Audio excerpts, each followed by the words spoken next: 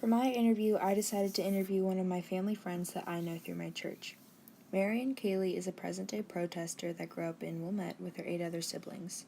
Marion grew up in a very Catholic family as well and attended both Catholic grade school as well as high school, then later attended the Jesuit School of Loyola in Chicago. Marion talked about how her parents held very different political views. It surprised me because her father was very strict conservative Republican and her mother was very liberal. Marion said that she was the most liberal out of her siblings. Okay, so did you go to school there? I went to Loyola University Okay. on the lakefront campus, and we sat on the lakefront for 2 days reading the names of the men who had died in Vietnam. And we didn't go to class. For 2 days you didn't go to class at all? Okay. No. Was there After anything Kent State. about the protest that you remember specifically or anything that was very much changed because of the protest? I think Kent State was a real breaking point for the government. Up until then, everyone backed Johnson Mm-hmm. because they thought they needed to, and it was that same post-war stop the communist aggression and all of that thing. Then they realized when all the students, even at conservative schools like Loyola, were protesting, maybe we should start listening to them.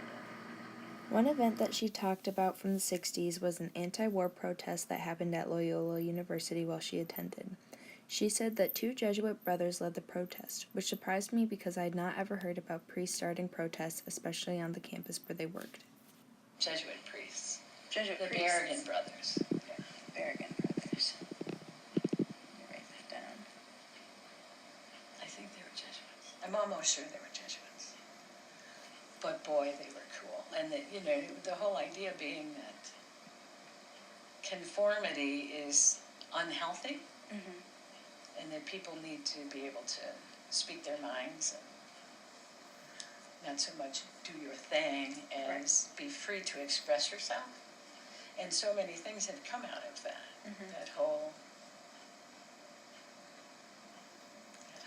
movement of we don't march in a single line. After going through Loyola University's Catholic Studies history page, I came across the Berrigan brothers. Daniel and Philip Berrigan were 2 brothers that were ordained in the Catholic Church. These 2 led countless anti-war protests and race riots primarily during the late 60s. Their most famous protest was in 1968, where 378 draft files were burned. This led to the brothers and supporters to be arrested. Philip and Daniel avoided prison and ended up on the FBI's 10 most wanted list. Daniel served 2 years in prison and was released in 1972, and Philip wrote about the incident and trial in a play. I was surprised that I had never heard of the Berrigan brothers, especially with all their efforts to stop the Vietnam War. It also surprised me that I had never heard of them because many baby boomers, like Marion said, were very inspired by these 2 Jesuit priests. I asked Marion why she became a protester during the time, and she talked about how she thought the baby boom generation was empowered as a group because of the huge numbers. We thought kind of in charge of things to some extent. Mm-hmm. We could really change the world. We believed we could. And I think we did to some extent. Mm-hmm. I think so too. In more ways than just the government becoming more liberal and more responsive to people.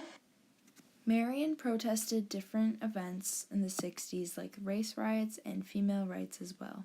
Despite all the efforts to stop the Vietnam War, it carried on until 1975. Because Marion was in Chicago and a protester at the time in the 60s, she had a lot to say about the new movements that were coming about. The way the baby boom generation protested in the 60s greatly affected the way of life. It affects the way of life now, especially with new protests as well.